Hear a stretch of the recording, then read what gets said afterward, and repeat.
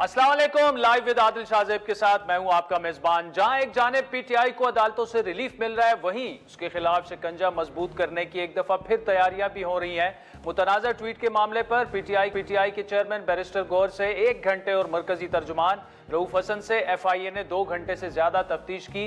दोनों रहनुमाओं को 21 सवालात पर मुश्तमिल तहरीरी सवालनामा दिया गया। एफआईए की जो तफ्तीशी टीम है, उन्होंने बानी पीटीआई के एक्स अकाउंट से मुतालिक मालूमात की, जबकि पीटीआई के मरकजी सेक्रेटरी जनरल उमर अयूब ने एफआईए के नोटिस के मामले को पार्लिमान में उठाने और अदालत के रूबरू चैलेंज करने का ऐलान कर दिया है। बाबर अवान की वसातत से भिजवाए गए जवाब में उमर अयूब ने एफआईए से हुमूदुर रहमान कमीशन रिपोर्ट भी मांग ली है। एक तरफ तहरीक इंसाफ को मुश्किलात का सामना है, तो दूसरी जानिब उनके हक में एक के बाद एक फैसले आ रहे हैं। तोशाखाना के बाद साइफर केस में इमरान खान और शाह महमूद कुरैशी बरी हो चुके हैं। गुज़श्ता रोज अदालत ने तहरीक इंसाफ का मरकजी सेक्रेटेरिएट डी सील करने का भी हुक्म दे दिया। आपको याद दिलाते चले कि कुछ दिन पहले सीडीए ने तजावुजात, गैर कानूनी तामीरात, गैर मुतालिका इस्तेमाल की वजह से सील कर दिया था। बादी नज़र में अब इद्दत में निकाह केस बानी पीटीआई की रिहाई में वाहिद रुकावट रह चुका है। दूसरी जानिब मुख्तलिफ ज़राए से इतलात मिल रही हैं कि तोशाखाना केस जो है उसके हवाले से नैब की तहकीकात मुकम्मल हो चुकी हैं और अब वो इमरान खान और बुशरा बीबी के खिलाफ एहतसाब अदालत में रेफरेंस दायर करने के लिए तैयार बैठा है। एक जरिए का ये भी कहना है कि रेफरेंस में दुरुस्त वक्त पर दायर किया जाएगा। बात करें पाकिस्तान मुस्लिम लीग नून की, नवाज शरीफ की पार्टी सदारत दोबारा संभालने के बाद उनके वजीर आजम बनने से मुतालिक अफवाहें जोर पकड़ रही हैं। मुख्तलिफ हलकों में ये बात गर्दिश कर रही है कि नवाज शरीफ खुद वजीर आजम बनने की तैयारी कर रहे हैं, लेकिन नून लीग की जो आला क़यादत है वो इन अफवाहों की सख्ती से तरदीद कर रही है। उनके मुताबिक इस हवाले से कोई फैसला तो दूर की बात, इस पर अभी तक किसी ने बात नहीं की। नून लीग के सीनियर रहनुमा सेनेटर इरफान सदीकी के मुताबिक शहबाज शरीफ बड़ी अच्छी तरीके से वजारत उज़्मा चला रहे हैं और तब्दीली की कोई ज़रूरत नहीं। दूसरी जानिब नून लीग की गवर्नमेंट अपना पहला बजट पेश करने की तैयारी कर रही है। वफाकी हुकूमत का यह बजट IMF की शराइत के मुताबिक तैयार किया गया है और हुकूमती ज़राए के मुताबिक बजट में आम आदमी को रिलीफ देने की कोशिश की गई है, लेकिन उसके साथ साथ टैक्स नेट में इजाफा भी नागुज़ीर है, जिसके लिए हुकूमत को चंद मुश्किल फैसले करने होंगे, जिससे मकबूलियत पर मजीद फ़र्क पड़ सकता है। माजी करीब में नज़र दौड़ाएं तो PDM के दौरे हुकूमत में किए जाने वाले मुश्किल फैसलों का नुकसान मुस्लिम लीग नून को 2024 के इलेक्शन में उठाना पड़ा और उसकी अहम इत्तेहादी पीपल्स पार्टी ने खुद को इन फैसलों से बरीउज़्ज़िम्मा करार दिया था। मौजूदा हुकूमत में इंतजामी ओहदों पर, आइनी ओहदों पर पीपल्स पार्टी मौजूद है, लेकिन वफाकी काबीना में अब तक वो शामिल नहीं हुए और ऐसा लग रहा है कि मौजूदा दौर के मुश्किल फैसलों का भार मुस्लिम लीग नून को अकेले ही उठाना पड़ेगा। पीपल्स पार्टी वफाकी काबीना का हिस्सा क्या बन रही है, क्यों नहीं बन रही? क्या नवाज शरीफ वजारत उज़्मा का मनसब संभालेंगे? पीटीआई के मुकदमात में रिलीफ मिल रहा है, क्या ये मामला मुस्लिम लीग नून की गवर्नमेंट के लिए सियासी जो मुश्किलात हैं उसमें इजाफा करेगा? तफसीली गुफ्तगू करेंगे। इस वक्त हमारे साथ मौजूद है नून लीग के सीनियर रहनुमा हनीफ अब्बासी साहब। अब्बासी साहब बहुत शुक्रिया। मामलात किस तरफ जा रहे हैं? खान साहब का एक ही केस रह गया है, वो भी 25 को उसकी समाअत है। अगर वो उसमें भी बरी हो जाते हैं, वो जमानत पर अगर वो रिहा हो जाते हैं, तो हुकूमत के लिए सियासी मुश्किलात बढ़ती हुई नजर आ रही हैं। देखिए, सबसे पहली बात तो ये आदिल, इन चीज़ों से हुकूमत की मुश्किलात कभी भी नहीं बढ़ी। अभी आप देखें जितनी भी खान साहब ने बढ़के मारी, जब वो बाहर थे, जब वो KPK से हमलावर होते थे या पंजाब से लाहौर से हमलावर मरकज़ पे होते थे, दोनों सूरतों में वो उनको डिफ्यूज़ कर दिया जाता था और डिफ्यूज़ हो जाते थे, लोग उनके साथ नहीं निकलते थे। ये आपको भी पता है, मुझे भी पता है, पूरी दुनिया ने भी देखा है। ये नहीं हुआ कि लोग सारे के सारे उनके कहने पे निकल आए हों। अब बुनियादी तौर पे एक बात को समझने की ज़रूरत है कि मैं तो कभी भी PTI को इस तरह पॉलिटिकल पार्टी नहीं लेता। इसलिए नहीं लेता कि देखें, आप अभी बड़ी खूबसूरत बातें इनके लोग बारी बारी करते हैं, कोई एक बात तो सारों पॉलिसी के मुताबिक करता ही नहीं है ना। एक कहता है कि ये जो एक वीडियो वाला इशू चला कि ये वीडियो जो है खान साहब के अकाउंट से जो है वो अपलोड गलती से हो गई, ये तो काफ़ी दिन यही चलता रहा। अब कह रहे हैं नहीं जी हमने की है। अच्छा, फिर दूसरा उनका जो तर्जमान है वो कहता है कि अमेरिका में इनका अकाउंट हैंडल होता है, अमेरिका में बैठ के। तो ये तो मैं बड़े अरसे से कह रहा हूँ कि अरबों डॉलर की इन्वेस्टमेंट है जो हमारे मुल्क के दुश्मन लोग हैं, मैं नाम नहीं लेता ममालिक का, वो 2-3 ममालिक हैं जो बाकायदा इन्वेस्ट करते हैं हर उस शख्स के ऊपर जो पाकिस्तान को गाली दे, जो पाकिस्तान के इंस्टीट्यूशन को कमज़ोर करने की कोशिश करें, उसके लिए नोटों की बोरियां खोल दी जाती हैं, फैक्ट्रियां लगी हुई हैं सोशल मीडिया की पाकिस्तान को जोग्राफियाई और नज़रियाती तौर पे कमज़ोर करने की। अब भाई साहब, ये जो आप ट्वीट वाली बात कर रहे हैं, इससे पहले साइफर वाली बात भी की गई, केस भी बने, बार बार ये चीजें सामने आ रही हैं, क्या वजह है? प्रोसिक्यूशन कमजोर है या जो जिस तरीके से केसेस चले उसकी वजह से वो अब आसानी से बरी हो रहे हैं? नहीं, प्रोसिक्यूशन की मैं आदल तो आपकी बात काटते हुए, कोई प्रोसिक्यूशन कमजोर नहीं है। जेन बने हुए कि फैसला हमने ये करना है, इसमें मुझे कोई दूसरी राय नहीं है। देखिए ना, जेन बने होते हैं, पहले से हम कह देते हैं, हम हुकूमत को लान तान कर रहे होते हैं, हम इंस्टीट्यूशंस को लान तान कर रहे होते हैं। मुझे ये बताएं हम किसको खुश कर रहे हैं, हम किसको खुश कर रहे हैं? भाईजान ये याद रखिएगा, मैं बार बार एक बात कहता हूँ कि इन सरहदों की हिफाजत करने वाले डेली 15 से 16 अपना गरम गरम खून जामे शहादत नोश करते हैं। किसी का बेटा होगा, किसी का भाई होगा, किसी का हस्बैंड होगा। अगर वो लोग अपने आप को आप छोड़ दें तो आदल ना इस्लामाबाद में आप रह सकते हैं चैन की नींद से, ना मैं पिंडी में चैन की नींद से सो सकता हूँ। हमें इस चीज़ का ख्याल रखना है कि क्या हम उस सूरत हाल की तरफ तो नहीं जा रहे जो उस वक़्त की जो आलमी इस्तेमार था, जिसने लीबिया, इराक और शाम, वो आज महफूज हैं या उस वक़्त महफूज थे जब उसके सरबराहान जो थे, कद्दाफी था या सद्दाम हुसैन था या हाफिजुल असद था, उस वक़्त वो मजबूत और पुरअमन कंट्रीज थी या आज हैं? आज आपको पता है कि उस वक़्त के जो अरबों कमाने वाले लोग थे, उनके बच्चे आज कहाँ हैं, उनकी बेटियाँ कहाँ हैं? उनकी बेटियाँ और बच्चे उन कैंपों में 3 वक्त के खाने के लिए बर्तन बाहर हाथ करते हैं। तो आप अंदाज़ा लगाएं कि इस पाकिस्तान के अंदर हम, उनके पास तो अरबों डॉलर के अपने फाइनेंस थे, हमारे पास तो वो भी नहीं है। तो फिर हमारे बच्चे कहाँ जाएंगे, हमारी बेटियां कहाँ जाएंगी, हमारे बेटे कहाँ जाएंगे? हम भी खुदा ना खास्ता उन कैंपों की तरफ जाएंगे। इधर आपको हिंदुस्तान बैठा हुआ है, उधर अफगानिस्तान के साथ आपके क्या ताल्लुकात हैं, आपको पता ही है कि रोज़ लोग वहाँ से अंदर दाखिल होते हैं और यहाँ बड़े बड़े धमाके करके वो वापस चले जाते हैं। अच्छा, नवाज शरीफ साहब पार्टी के सदर बन चुके हैं, कोई चांस ऐसा है कि वो down the line prime minister बन जाएं? अच्छा, ये बात चल रही है, एक दो अपना और चैनल्स पे भी मैंने इसका जवाब दिया, आपके चैनल पे भी देता हूँ। पहली बात तो ये है कि मियां शहबाज शरीफ को, अगर मियां नवाज शरीफ साहब वज़ीर आज़म बनना चाहें, ना शहबाज शरीफ को एतराज़ होगा, ना हमें होगा, ना पार्टी के, क्योंकि हमारे कायद भी वही हैं, इस पार्टी के सब कत्ता धत्ता भी मियां नवाज शरीफ साहब हैं। लेकिन ये चीज़ें इसलिए भी फैलाई जाती हैं, ये याद रखिएगा आदल, कि मुल्क में जब इस्तेहकाम आना शुरू होता है, टेक ऑफ करना शुरू होता है, तो ऐसी बातें इसलिए फैलाई जाती हैं कि हुकूमत जो है वो जो डिलीवर करना चाह रही हो तो डिलीवर ना कर सके, या वो एक दूसरे को देखना शुरू हो जाए कि हाँ ये कल क्या होगा, सुबह क्या होगा, परसों क्या होगा। अगर मियां नवाज शरीफ वज़ीर आज़म बनना चाहेंगे तो उन्हें कोई दुनिया की ताकत नहीं रोक सकती अल्लाह ताला के फजल करम से। लेकिन आज के दिन तक कोई ऐसा फैसला हमारी पार्टी के अंदर, कोई ऐसी डिस्कशन नहीं हुई। अब भाई साहब, पीपल्स पार्टी बहुत बड़ी बेनिफिशरी है मौजूदा सियासी निज़ाम में, आईनी ओहदे तमाम उनके पास हैं, सदर हो, गवर्नर हो, चेयरमैन सेनेट हो, लेकिन काबीना में पीपल्स पार्टी आज भी शामिल नहीं है। तो जो सख्त फैसले आपने आगे करने हैं बजट के हवाले से भी, उस वक्त मतलब सारी की सारी जिम्मेदारी जो है वो आपकी ही जमात पर आएगी और मकबूलियत में आपकी कमी आएगी। अच्छा, मेरा आदल इस पर बड़ा पॉइंट ऑफ व्यू क्लियर है। अगर जिम्मेदारी आनी है ना हम पर, तो वो जिम्मेदारी हमने उठानी है, ये जिम्मेदारी हम पे है। अगर इस वक्त काबीना में वो शामिल नहीं होते, अगर होते हैं, ये उनकी जान नहीं छूटेगी। वो ये समझें कि हम काबीना में शामिल नहीं होंगे तो कल हुकूमत अगर डिलीवर नहीं कर सकेगी। तो भाईजान सदर भी थे आप, गवर्नर भी थे आप चेयरमैन सेनेट भी थे, सारा कुछ थे। लेकिन मुझे उम्मीद है कि पाकिस्तान पीपल्स पार्टी जो है वो ऐसा कोई खेल नहीं खेलेगी जिससे पाकिस्तान को नुकसान हो या पाकिस्तान की मौजूदा हुकूमत को कोई नुकसान हो। तो इसलिए अभी तक तो हुकूमत मरकज़ की हमारे पास है, सूबे पंजाब सबसे बड़ा सूबा है इस पाकिस्तान का, उसकी हुकूमत हमारे पास है। हमने अब डिलीवर करके दिखाना। देखिए कितनी लोगों ने फैलाई बात, अभी हुकूमत ने उसकी तरदीद भी कर दी और मैंने तो पहले दिन मुखालफत की थी, अगर आपको याद हो। ये सोलर पैनल के ऊपर टैक्स की, वो टैक्स नहीं लग रहा, इंशाल्लाह नहीं लगेगा।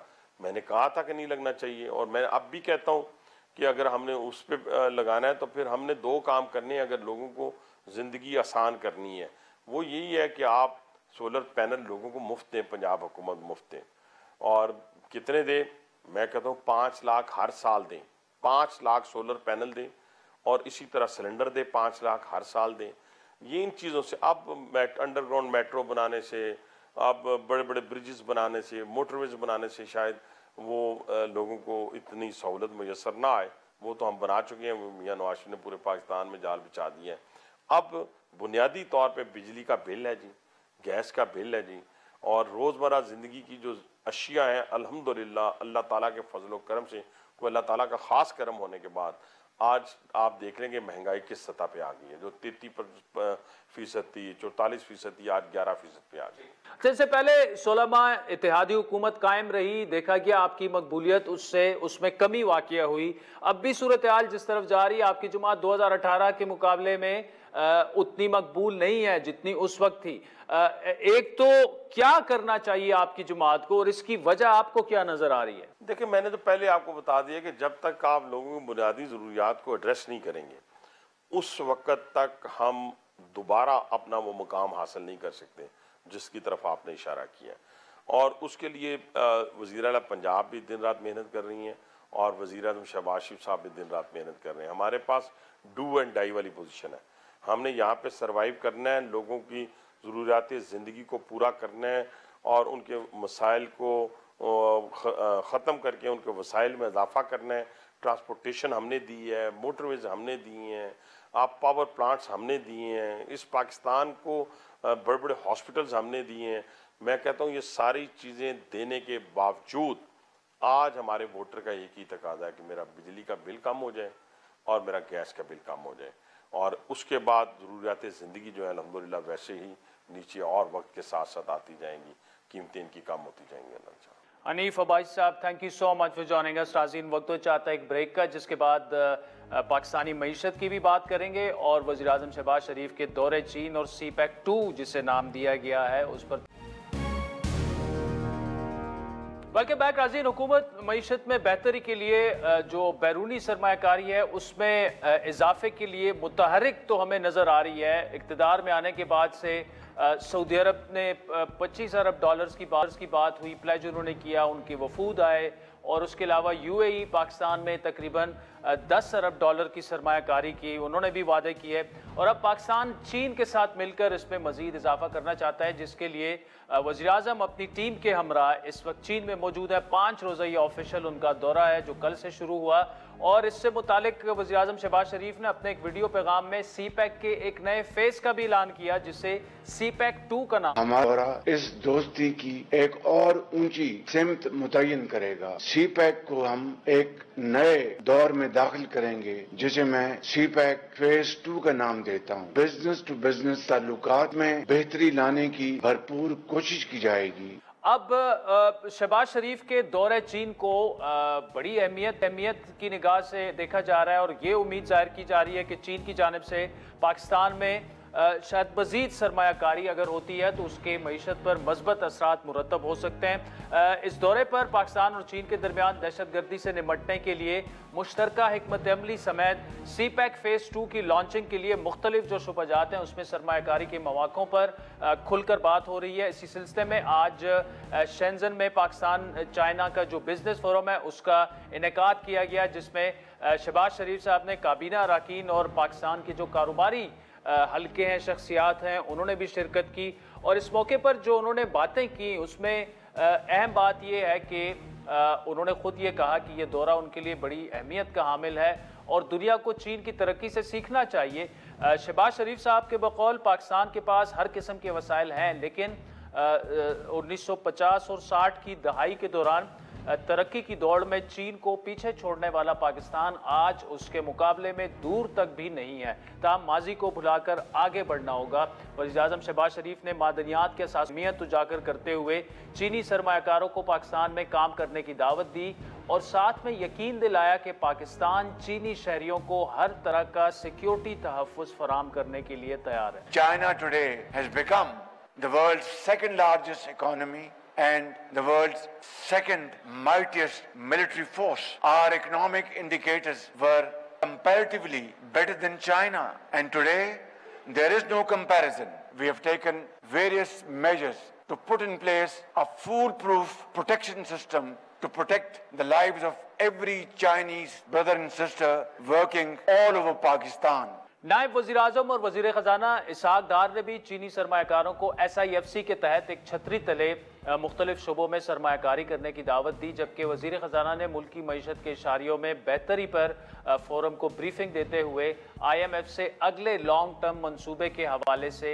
कुछ बातें की, आपके सामने रखते हैं। In order to make the facilitation in real sense to the business people, a special investment facilitation council has been set up under the leadership of Prime Minister Shehbaz Sharif. But we are working fast track to reach back where we left in 2017, and not only to reach 24th economy, but also to join in few years the G20. We are very keen that we access the Chinese capital markets, because that what we have not done previously, that we are very committed to help, support, assist in terms of ensuring that all of you become successful in Pakistan. वज़ीर आज़म के दौरे चीन के बाद कुछ बात मुल्क की मईशत और आइंदा चंद रोज़ में पेश होने वाला जो बजट है उसकी भी कर लेते हैं। वफाकी हुकूमत आइंदा हफ्ते बजट पेश करने का इरादा रखती है, जिसके लिए 1221 अरब रुपए का वफाकी जो PSDP है वो मंजूर कर लिया गया है, जो कि मौजूदा माली साल के लिए मुख्तस करदा 950 अरब रुपए के मुकाबले में 30% ज़्यादा है। हुकूमत के आइंदा बजट में दरपेश चैलेंजेस क्या होंगे, इसके अलावा दौरे चीन से गुफ्तगू करेंगे वज़ीर आज़म शहबाज शरीफ साहब की। चाइना के कुछ कंसर्न्स भी थे CPEC की रफ्तार को लेकर, उसके अलावा जो यहाँ पर चाइनीज़ इंजीनियर्स वगैरह पर अटैक्स हुए उस पर भी उनके कुछ कंसर्न थे।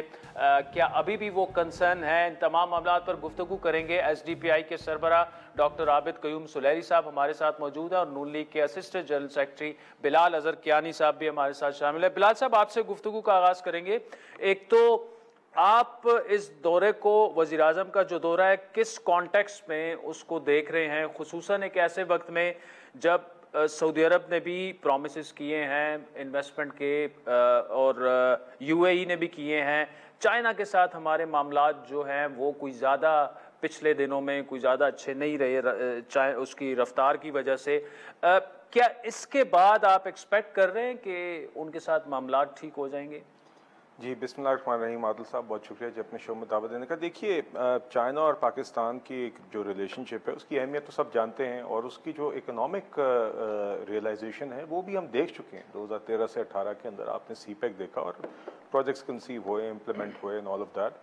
उसके बाद बदकिस्मती से 18 के बाद रफ्तार कम हुई, और देखिए एक मेरा ख्याल है, मैं ज़्यादा उसमें नहीं पढ़ना चाहता, मगर उस टाइम की हुकूमत ने उस रिलेशनशिप को डैमेज किया CPEC के मंसूबों के ऊपर सवालात उठा के, और यकीनन उसका एक असर आया CPEC की एक स्पीड के ऊपर। तो अब आपने देखा कि 16 माह की हुकूमत के अंदर भी काफ़ी ग्राउंड वर्क हुआ। इन 3 माह के अंदर आपने देखा कि पहले मिनिस्टर प्लानिंग एहसन इकबाल साहब भी चाइना गए, इसहाक डार साहब भी चाइना गए, अब प्राइम मिनिस्टर साहब जा रहे हैं। तो इसमें दो मेन पहलू हैं। एक तो ये है कि CPEC फ़ेज़ 2 जिसकी आपने भी बात की, प्राइम मिनिस्टर साहब ने बात की, जिसमें वो प्रोजेक्ट्स भी शामिल हैं जो पहले 2018 में जिन्होंने आगे चलना था, जिसमें आपका ML1 शामिल है, रेलवेज़ का प्रोजेक्ट है, कराक्रम हाईवे की रीअलाइनमेंट है, आपके ग्रीन एनर्जी प्रोजेक्ट्स हैं, दीगर प्रोजेक्ट्स हैं, उन सब को वापस ट्रैक पे लाना। अब उसका ग्राउंड वर्क काफ़ी हद तक ले कर दिया गया है ड्यूरिंग दोज विजिट्स जिसका हमने जिक्र किया, और अब उसको टुवर्ड्स MOUs एंड एग्रीमेंट्स और आगे ले जाने के लिए अब काम हो रहा है। देखिए, और इसी तरह B2B एक बहुत बड़ा एस्पेक्ट है कि पाकिस्तानी बिजनेसेस को, गवर्नमेंट टू गवर्नमेंट तो हमारे मुआहदे भी होते रहे, काम होते रहे, और आगे इंशाल्लाह मजीद होंगे, और उसकी तफसीलात मैं कुछ यहाँ पे शेयर कर सकता हूँ। मगर बिजनेस टू बिजनेस भी, आज आपने शेंजन का जिक्र किया कि वहाँ पे प्राइम मिनिस्टर साहब मौजूद थे, तो आज पाकिस्तान चाइना एक बिजनेस कॉन्फ्रेंस हुई। वहाँ पे तकरीबन 13 सेक्टर्स के अंदर पाकिस्तानी और चाइनीज़ कंपनीज की मीटिंग्स हुई हैं। 13 फोकस सेक्टर्स हैं, और उसमें पाकिस्तान की तरफ से 126 बिजनेस इंडिविजुअल्स वहाँ पे मौजूद हैं जो अपने अखराजात पे गवर्नमेंट ने ऑर्गेनाइज किया, असिस्ट किया।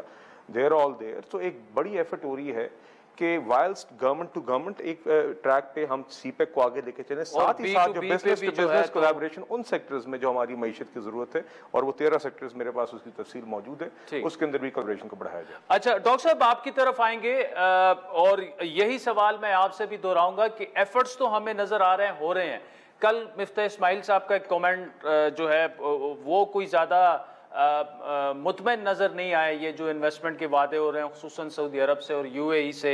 लेकिन चाइना के साथ जो हमारे मामलात हैं CPEC को लेकर, इस वक्त क्या सिचुएशन है? कितने चाइनीज जो हैं वो मुतमईन हैं इस प्रोजेक्ट से, उसकी स्पीड से, और फिर उनको जो सिक्योरिटी खदशात हैं उनसे?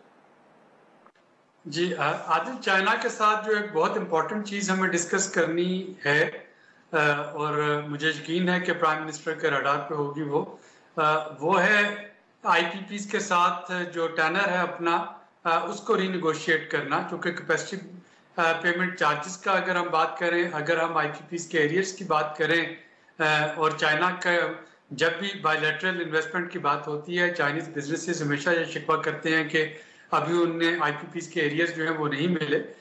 और उसी पे एक तो ये बड़ा इम्पोर्टेंट होगा कि प्राइम मिनिस्टर और उनके चाइनीज जो बिजनेस लीडिंग बिजनेस हाउसेज हैं वो किस तरीके से इस पर नेगोशिएट करते हैं।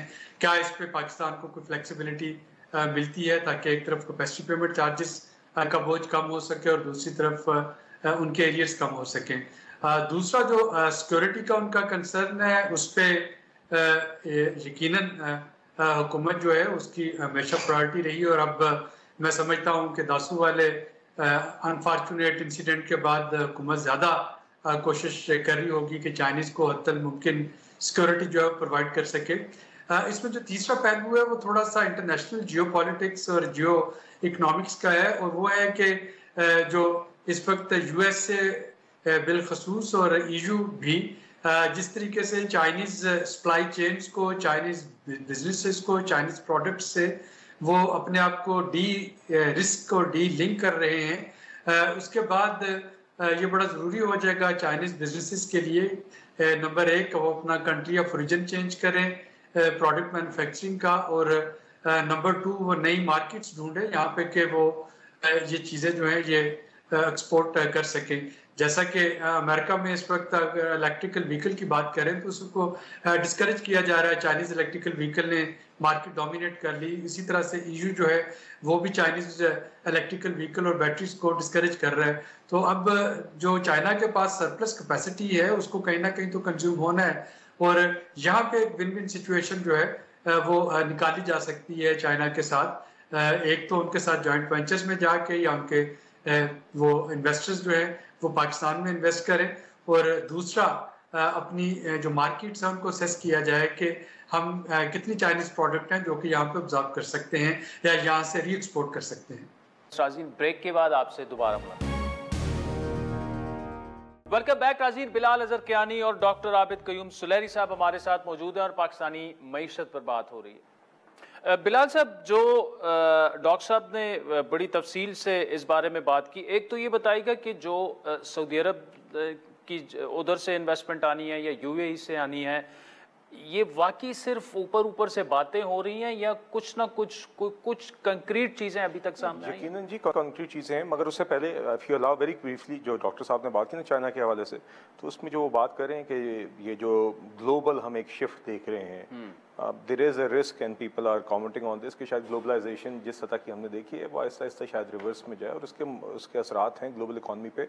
एंड यकीनन large economies like China then we'll have to reassess and re-strategize। तो उसमें एक डिस्कशन पॉइंट जो इस फ्यूचर एरियाज ऑफ कोऑपरेशन में जो हुकूमत का ने डिस्कस करना है अभी प्राइम मिनिस्टर साहब के विजिट के दौरान, उसमें ये भी है कि relocation of Chinese companies to Pakistan special economic zones, कि चाइनीज़ कंपनीज़ को इन 13 सेक्टर्स के अंदर जो फोकस एरियाज़ हैं जिसके ऊपर B2B डिस्कशंस भी हो रही हैं, उन्हीं सेक्टर्स के अंदर चाइनीज़ कंपनीज़ को इंकरेज किया जाए कि पाकिस्तान में जो स्पेशल इकोनॉमिक जोन्स बनाई गई हैं उनमें से 4 जो हैं there at an advance stage, ज़्यादा ऑपरेशनल हैं, वहाँ पे ख़ास तौर पे इनको इंकरेज किया जाए कि जल्द अज जल्द चाइनीज़ आके अपनी प्रोडक्शन शिफ्ट करें।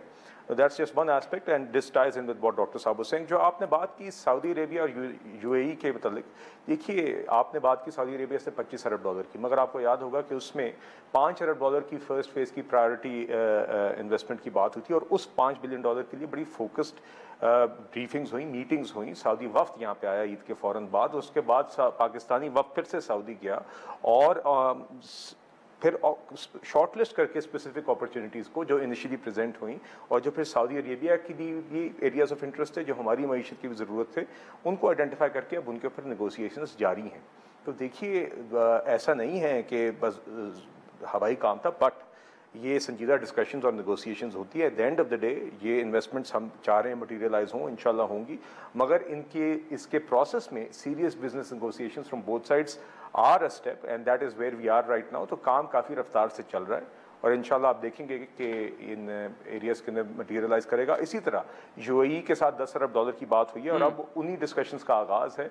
यकीनन सऊदी अरेबिया के साथ इस गवर्नमेंट के अंदर वो डिस्कशंस पहले स्टार्ट हो गई थी, ईद से भी पहले स्टार्ट हो गई थी और यूएई का विजिट उसके बाद आया, तो वहाँ पे भी उसी तरीक़ाकार को लेके एरियाज़ को आइडेंटिफाई करके यूएई को के सामने प्रेजेंट करके फिर देख के किस में वो इंटरेस्टेड हैं, किस में हमारी तरफ से हमारी मईशत और हमारी हुकूमत और हमारे बिजनेस के लिए it makes business sense and there feasible, उसको देख के डिस्कशंस आके लेके जाएंगी। और बड़े प्रोफेशनल तरीके से मैंने देखा है प्राइम मिनिस्टर साहब का बड़ा फोकस है कि हमारी जहाँ पे हुकूमत के अंदर इस तरह की बिजनेस नेगोशिएशंस के लिए ग्लोबल नीड्स को देखते हुए जहाँ पे कैपेसिटी बिल्डिंग की भी ज़रूरत है, जहाँ पे प्राइवेट सेक्टर को भी कोऑप करना है, बेस्ट टैलेंट को अंदर लेके आना है, वो भी प्राइम मिनिस्टर साहब का बड़ा फोकस है। तो आप देखेंगे कि इस तेज रफ्तार से भी ये नेगोशिएशंस चलेंगी और इंशाल्लाह जल्द मटीरियलाइज करेंगे। डॉक्टर साहब, एक तो जो बिलाल अजहर कियानी साहब ने बात की उस पर अगर आप कमेंट करना चाहें। दूसरा मुझे ये बताइएगा, पिछले दिनों कुछ खबरें ऐसी आई कि बजट जो तैयार हुआ है वो रुपये वर्सेस डॉलर जो कंपैरिजन है 295 के हिसाब से बजट तैयार हुआ है, लेकिन IMF का ये इसरार था कि तकरीबन 10 से 15% शायद करेंसी हमारी डिवैल्यू हो सकती है। 328 का शायद कोई फिगर सामने आया था। इसको थोड़ा सा एक्सप्लेन करें। इसका मतलब ये कि रुपए जो है शायद अगले 2 से 3 माह के अंदर हमें अंडर प्रेशर नजर आएगा। आदिल, जो फॉरेन करेंसी का रेट है वो तो डिमांड सप्लाई जो मार्केट डायनामिक्स है उसी के मुताबिक डिटरमिन होगा। मेरे इल्म में नहीं कि IMF ने कोई 328 का या 320 की कोई डिमांड की हो, लेकिन ये ज़रूर होता है कि चूँकि आपके एक साल में जैसे तेल की कीमतों में रद्दोबदल होता रहता है या डॉलर की जो कीमतें हैं उस पर फ्लक्चुएशन होती रहती है, तो to be on safe side एक एवरेज रेट पूरे साल के लिए निकाल लिया जाता है। लेकिन उसका कतई तौर पे यह मतलब नहीं होता कि वो रेट जो है वो कल ही रुपया जो है वो उतना स्ट्रॉन्ग या उतना वीक हो जाएगा। तो एक होमवर्क किया जाता है जिसमें दोनों तरफ की करेंसीज को देखा जाता है कि डॉलर जो है उसकी प्राइस अगले साल में क्या रहने की तवक्को है, पाकिस्तान का जो real fact of exchange rate है वो क्या रहने की तवक्को है, और उसके बाद एक एवरेज रेट पे नंबर्स और फिगर्स जो हैं वो एग्री होते हैं। जो दूसरी बात इसमें यह है कि IMF प्रोग्राम में जाने से पहले या उस पर जाने के फौरन बाद पाकिस्तान को अपनी बहुत सी जो इम्पोर्ट रिस्ट्रिक्शंस हैं या इस वक्त जो कुछ मेजर्स जो लिए जा रहे हैं फॉरेन से करेंसी रिजर्व्स को डिप्लीट होने से बचाने के लिए वो थोड़े से शायद उनको रिलैक्स करना पड़ेगा, और जो ही वो रिलैक्स होंगे तो डॉलर की डिमांड बढ़ेगी जिसका इम्पैक्ट कुछ रुपए की कदर पे आ सकता है। लेकिन कितना आएगा ये दो चीज़ों पे डिपेंड करता है। क्या सितंबर की तरह अब भी हुकूमत जो है वो डॉलर की होल्डिंग और ब्लैक मार्केटिंग और स्मगलिंग होने से रोक लेगी? अगर रोक लेगी तो फिर को बहुत बड़ा इम्पैक्ट नहीं आना चाहिए। अगर वहाँ पे नहीं रुकता, एडमिनिस्ट्रेटिव कंट्रोल्स नहीं लिए जा सकते इन मैल प्रैक्टिसेस के खिलाफ, तो फिर आपको रुपया अंडर प्रेशर होता हुआ दिखाई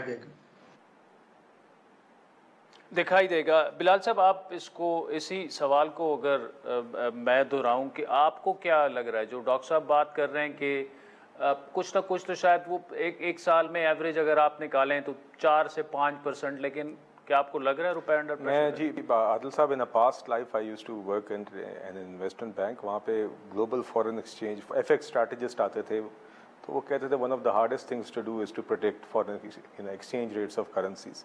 तो इसलिए मेरे ख्याल से यहाँ पे अक्सर लोग कह देते हैं असल वैल्यू ये है, आगे ये हो जाएगा। मेरा ख्याल है जी हमें ये it's always very hard to predict, but as doctor sahab said it is a function of demand and supply, और इसमें दीगर फैक्टर्स हैं।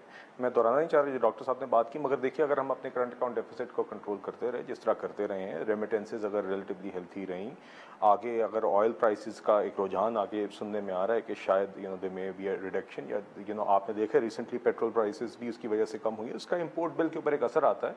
तो इसी तरह अगर हम अपनी एक्सपोर्ट्स को बढ़ा देते हैं, आगे अगर आपका IMF के साथ एक प्रोग्राम तय हो जाता है जिसकी वजह से आपकी मजीद एक्सटर्नल फाइनेंसिंग फ्लोज बेहतर हो जाती हैं, जो उम्मीद कर रहे हैं तो यकीनन फिर उम्मीद यही है कि फॉरेन एक्सचेंज रेट आपका स्टेबल रहेगा, बिकॉज उसकी सप्लाई साइड जो है वो बेहतर रहेगी। और दूसरा ये है कि हमने ये भी देखा है कि जब भी यहाँ पे कोई इस तरह का परसेप्शन बनता है कि डॉलर सप्लाई क्रंच में आने लगी है तो फिर होर्डिंग शुरू हो जाती है, डिमांड साइड पे पैनिक होता है।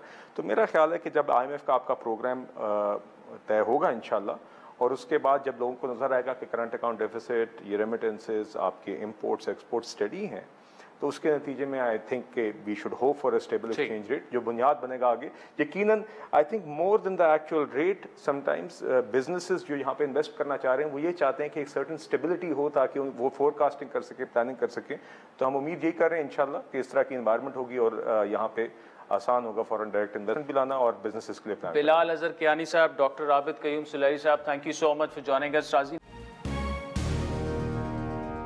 बल्कि बैट राजीन, कराची में अमन एक ख्वाब बनकर रह चुका है। स्ट्रीट क्राइम की बढ़ती हुई वारदातों ने शहरियों की जिंदगी अजीरन कर दी है। कराची पुलिस शहर में स्ट्रीट क्राइम रोकने में नाकाम है। रवां साल के इब्तिदाई 5 माह में अब तक 72 अफराद स्ट्रीट क्रिमिनल्स की गोलियों का निशाना बन चुके हैं। सिंध पर गुज़श्ता 15 साल से पीपल्स पार्टी की गवर्नमेंट है और मौजूदा दौर में कराची की मेयरशिप भी पीपल्स पार्टी के हिस्से में आई है। लेकिन वहां पे बाकी जो जमातें, उनका दावा है कि कराची के शहरियों को अमन नसीब नहीं हो सका। 5 माह के दौरान शहर में कत्ल गारत गरी, डकैती, मजामत पर कत्ल, अगवा और भत्ताखोरी समेत स्ट्रीट क्राइम की तकरीबन 33,000 वारदातें हुई। इतलात के मुताबिक कत्ल गारत गरी के दौरान टारगेट किलिंग, जाती दुश्मन के नाम पर 180 से ज्यादा अफराद को मौत के घाट उतारा गया। गुज़श्ता रोज लाइव विद आदिल शाहजेब में गुफ्तगू करते हुए MQM की राब्ता कमेटी के senior deputy convener Syed Mustafa कमाल ने जो गुफ्तगू की, जरा सुनिए। कानून की अमल दरामद ना होना और यहाँ पर बिल्कुल सबको पता है कि मारेंगे, पकड़े जाएंगे भी तो फिर छूट जाएंगे, 2 महीने 3-4 महीने में बेल हो जाएगी। कोई आज तक सजा नहीं हुई उस तरह से जिस तरह से होनी चाहिए। पूरा निजाम जो है वो धर्म भरम हो गया और इसकी सजा कराची वालों को मिल रही है। और खासतौर पर सूबाई हुकूमत जो तावीलात पेश कर रही है और जो फिगर्स पेश कर रही है, क्या ये जाकर फिगर्स हम उस माँ को बताएं जाके, उसको तसल्ली दें ये देकर कि भाई 50% क्राइम नीचे हो गया, तुम अपने बेटे पे सब्र कर लो। अब पीपल्स पार्टी की जानिब से स्ट्रीट क्राइम पर काबू पाने के लिए मुतअद्दिद इक़दाम तो किए गए, लेकिन इसमें अब तक कोई खातिर ख्वाह कामयाबी नहीं मिली। जमात इस्लामी स्ट्रीट क्राइम का सारा मलबा पीपल्स पार्टी और कराची पुलिस पर डालती है। अमीर जमात इस्लामी हाफिज नईमुर रहमान के मुताबिक जराइम पर काबू ना पाने की वजह यहाँ की हुकूमत और सिफारिश पर तैनात किए जाने वाले पुलिस अफसरान है। तो काली भेड़ है, उसमें जो क्रिमिनल लोग पनप रहे हैं, हुकूमत सिंध की मर्जी के बगैर कैसे पनप सकते हैं? कैसे कोई DSP के लेवल पर आदमी आ जाए कि जो पता चला खुद स्ट्रीट क्रिमिनल निकले, डाकू निकले। ये स्ट्रीट क्रिमिनल एक तो वो है जो बाकायदा मंसूबाबंदी के तहत इस शहर में इंस्टॉल किए जाते हैं, और जब इस पर बात करें तो जो हुकूमत के लोग हैं इसको गलत रंग देकर अपने जराइम पर पर्दा डालते हैं। वही लोग हैं, उन्हीं की छतरी तले काम कर रहे हैं जिन्होंने मुसल्लत किया है। जवाब तो देना पड़ेगा। अब कराची में इंटीरियर जो होम मिनिस्टर हैं सिंध ज़ियाल अंजार के हुक्म पर डकैती, मुजामत पर कत्ल पर मुतल्लिका थाने के SHOs को फौरी हटाने का अमल भी शुरू कर लिया गया है। लेकिन और ज़राए के मुताबिक किसी जगह जो है वो कई जगहों पे ऐसी इतलात हैं कि कई नरमी भी बरती गई है। मिसाल के तौर पर कुरंगी में नौजवान बासित को डकैती की मज़ामत पर कत्ल किया गया, लेकिन SHO जमान टाउन को वज़ीर दाखिला ने नहीं हटाया। और यही गिले शिकवे जो हैं वो MQM भी बार बार कर रही है और जमात इस्लामी भी कर रही है। हालांकि डकैती, मुजामत पर कत्ल पर वज़ीर दाखिला गुलशन इकबाल के 2 SHOs को हटा चुके हैं। कराची के अमन की राह में क्या चीज़ हायल है? आखिर ये मामला इस दफा फिर सर्ज क्यों उसमें आया है? और एक जो नया पैटर्न कराची में देखने में आ रहा है, जिस तरह मुस्तफा कमाल साहब की गुफ्तगू आपने सुनी कि पहले मार दिया जाता है और उसके बाद जो है वो छीन लिया जाता है। और इसके लिए मेयर कराची क्या कर रहे हैं, सूबाई हुकूमत के क्या प्लान्स हैं, इन तमाम मामलों पर गुफ्तगू करने के लिए हमें ज्वाइन किया है मेयर कराची जनाब मुर्तजा वहाब साहब ने। Murtaza Wahab sahab, thank you so much for joining us. Sir, पहले तो ये बताइएगा कि गुज़श्ता 2-3 हफ्तों से हम देख रहे हैं, चाहे जमात इस्लामी हो, चाहे वो MQM हो, प्रेस कॉन्फ्रेंसेस भी हो रही हैं और काफी शोर उठ रहा है कि स्ट्रीट क्राइम जो है वो बढ़ गई है। हालांकि जो निगरान गवर्नमेंट थी उसमें वाकई स्ट्रीट क्राइम में काफी इजाफा देखने में आया, लेकिन अभी भी आपकी जो अपोजिशन जमातें हैं उनका मौक़िफ़ ये है कि स्ट्रीट क्राइम में अभी मौजूदा जो पीपल्स पार्टी का नया दौर है उसमें भी तेजी से इजाफा हो रहा है? बिस्मिल्लाहिर्रहमानिर्रहीम। देखिए आदिल, मैं ये समझता हूँ कि इस बात को डिफेंड करना कि स्ट्रीट क्राइम के इशू को, ये किसी भी सियासी लीडर के लिए आसान नहीं है। और मैं समझता हूँ ये रियलिटी है कि स्ट्रीट क्राइम का एक बहुत बड़ा चैलेंज हमारी पुलिस के लिए, कानून नाफिज करने वाले इदारों के लिए कराची शहर में मौजूद है, जिसके बहुत सारे मुहरकात हो सकते हैं, जिसके अंदर इन्फ्लक्स ऑफ पॉपुलेशन कह लें, इकोनॉमिक कंडीशन कह लें, ये तमाम चीजें हैं। बट मैं ये समझता हूँ कि रियासत को अपनी हिकमत अमली उस तरीके से बनानी चाहिए जिसके तहत आप सोल्यूशन ओरिएंटेड हो, जो भी चैलेंज है आप उस चैलेंज को टैकल करने में कामयाब हो पाए। मुझे अफसोस इस बात पे होता है कि हम पर तनकीद या हम पर सवाल वो लोग उठा रहे हैं जिनके दौर में 1980 का कराची देख लीजिए, 1990 का कराची देख लीजिए, अर्ली 2000s का कराची देख लीजिए। आज उस कराची को अगर आप आज के कराची से कंपेयर करेंगे तो मैं समझता हूँ वो खौफ का राज कराची शहर में नहीं है, वो दहशतगर्दी नहीं है, वो टारगेट किलिंग कराची शहर के अंदर नहीं है, वो बोरीबंद लाशें आपको नहीं मिलती, वो भत्ताखोरी के वाकयात आपको नहीं मिलते। तो कहीं ना कहीं आपकी सूबाई हुकूमत ने, पाकिस्तान पीपल्स पार्टी की सिंध हुकूमत ने अपने कानून नाफिज करने वाले इदारों की मदद से इन तमाम चीजों को हम काबू करने में कामयाब हो पाए हैं। और आप यकीन जाने, मैं 90s में पला बड़ा हूँ शहर के अंदर, जो खौफ की फिजा कराची शहर में 90s में होती थी, आज अल्हम्दुलिल्लाह वो खौफ की फिजा नहीं है। बट हैविंग सेड दैट, ये जो स्ट्रीट क्राइम का प्रॉब्लम है, ये जो एक चैलेंज है हुकूमत के लिए, इस सब के ऊपर गवर्नमेंट कंसर्टेड एफर्ट के साथ आगे बढ़ने की कोशिश कर रही है। और मैं समझता हूँ ऑपोजिशन जमातों के इस ब्लेम गेम से ये मामलात हल नहीं होंगे। लोगों ने माजी में जमात इस्लामी का किरदार भी देखा है, MQM का भी किरदार देखा है। मैं समझता हूँ उनके दौर में कराची के हालात इससे बहुत बदतर थे, जब एक एक फोन कॉल पे पूरे कराची को बंद कर दिया जाता था। वो पहिया जाम हड़ताल आपके अखबार की शह सुर्खी होती थी। आज अल्हम्दुलिल्लाह कराची शहर के अंदर कोई माई का लाल कराची को इस तरीके से बंद नहीं कर पाता। तो मैं समझता हूँ जो अच्छी चीजें, जो अकॉम्प्लिशमेंट है, उसको हमें प्रोजेक्ट करना चाहिए, बट ट्रांसफॉर्मेशन के पर्सपेक्टिव से कि हाँ जो खामियां हैं उनको हमें दुरुस्त करने की जरूरत है। एंड वी स्टैंड कमिटेड इंशाल्लाह कि जिस तरह बाकी चीजों को टैकल किए, ये जो स्ट्रीट क्राइम का एक बहुत बड़ा चैलेंज है, इसको भी हमारी हुकूमत टैकल करेगी और कामयाबी के साथ टैकल करेगी।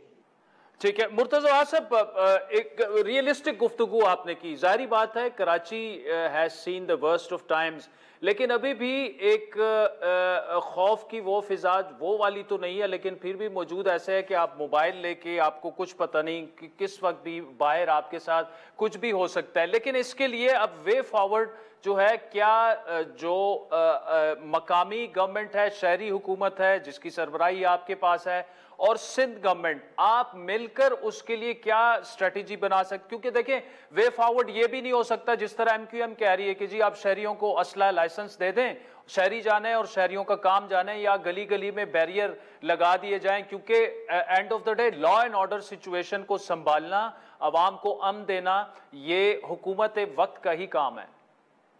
आदिल, मैं इस सवाल का आपका जवाब देता हूं, बट ये हाँ मैं बात मिस कर गया था जो मुस्तफा कमाल साहब ने कही कि हर किसी को असलहा दे दो और गलियों को बंद कर दो, बैरियर्स लगा दो। ये था 1980s का, 90s का और अर्ली 2000s का कराची, जब कराची शहर के अंदर नो गो एरियाज होते थे और इस तरीके से वो टीटी लेके आते थे और कार्रवाई करते थे। वो खौफ की फिजा थी। ये यही चाहते हैं कि वो 1980s का, 90s का कराची वापस आ जाए, जब भत्ता ना देने के ऊपर फैक्ट्रियों को जला दिया जाए और लोगों के साथ ज्यादती कर ली जाए। हम नहीं चाहते इस तरह का कराची है। तो इंशाल्लाह प्रोएक्टिव माइंडसेट के साथ इन मामलात को टैकल करेंगे। मैंने आज सुबह भी इंस्पेक्टर जनरल से बात की, गुफ्तगू की इन मामलात के हवाले से, और मैं ये समझता हूँ कि एक कोऑर्डिनेटेड एफर्ट हमें करने की जरूरत है। पहली चीज तो ये कि जो जो अकॉम्प्लिशमेंट्स पुलिस कर रही है, मैं समझता हूँ उनको हाईलाइट भी करने की जरूरत है कि हाँ ये अच्छा काम हो रहा है, इस गैंग को उन्होंने बर्स्ट कर दिया। उसकी प्रॉपर इन्वेस्टिगेशन, प्रोसिक्यूशन होने के बाद अदालतों को उन लोगों को सजा देनी चाहिए। बिकॉज पुलिस वाले ये गिला करते हैं कि हम बंदों को पकड़ते हैं, हम कार्रवाई करते हैं, जान को जोखिम में डाल के जब उस दहशतगर्द को या उस कार्रवाई करने वाले डकैत को, चोर को हम पकड़ लेते हैं, तो जब वो अदालत जाता है तो उसको 10 दिन बाद, 14 दिन बाद, 15 दिन बाद बेल पर रिहा कर दिया जाता है। और इस तरह के वाकयात कुछ कराची शहर में हुए हैं जो कि बड़े बदकिस्मत थे। तो मैं समझता हूँ इस मामले को एक कोऑर्डिनेटेड अंदाज से, जहां पर मैं समझता हूँ हुकूमत, पुलिस, लेजिस्लेटर्स और अदालतें मिलकर कोऑर्डिनेट करें और स्टेट इंटरेस्ट को पैरामाउंट रखते हुए कि अपने शहरियों को एहसास तहफ़्फ़ुज़ हमें फराहम करना है, मिलकर हमें काम करने की जरूरत है, जिसके बाद ये चीज टैकल हो सकती है।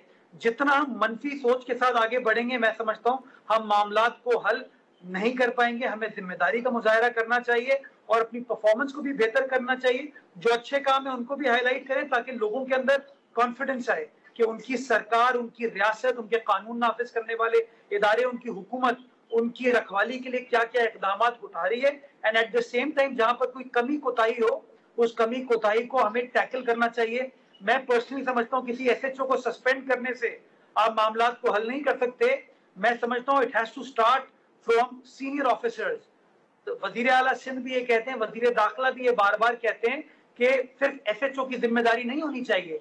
जो डिस्ट्रिक्ट पुलिस ऑफिसर है आपका, जो एसपी है, एसएसपी है, डीआईजीज है, they should also show responsibility. They should be seen to be out on the street, ताकि लोगों को एक सेंस ऑफ प्रोटेक्शन दिया जा सके कि उनके रखवाले जो हैं वो प्रोएक्टिवली काम करें। तो इंशाल्लाह ये प्रोएक्टिव पुलिसिंग आपको होते हुए नजर आएगी और इंशाल्लाह ये जो क्रिटिसिज्म हो रहा है, ये जो कोताही है, इसको भी हम टैकल करेंगे कामयाबी के साथ। Murtaza Wahab sahab, thank you so much for joining us. Razeen, आपने सुना, वे फॉरवर्ड यही है कि कराची जो है, जिस तरह कल भी हमने कहा कि पाकिस्तान की इकॉनमी का बैकबोन है, लेकिन मेयर कराची की गुफ्तगू आपने सुनी और वो तस्लीम भी कर रहे थे, एक हकीकत है। लेकिन हमें भी सपोर्ट करना चाहिए और पुलिसिंग जितनी बेहतर होगी और जहाँ जहाँ गलतियाँ हों उसकी निशानदही भी करनी चाहिए, लेकिन इन मामलात पर कम अज़ कम सियासत नहीं होनी चाहिए। कराची को अमन का गहवारा बनाने के लिए जो है वो जितनी कोऑपरेशन बाकी सियासी जमातें भी अगर सिंध गवर्नमेंट से कर सकती हैं तो वो करनी चाहिए। आज के प्रोग्राम पर फीडबैक जरूर दीजिएगा। हमारा ट्विटर हैंडल है @आदिल शाहज़ेब। इजाज़त दीजिए, खुदा हाफ़िज़।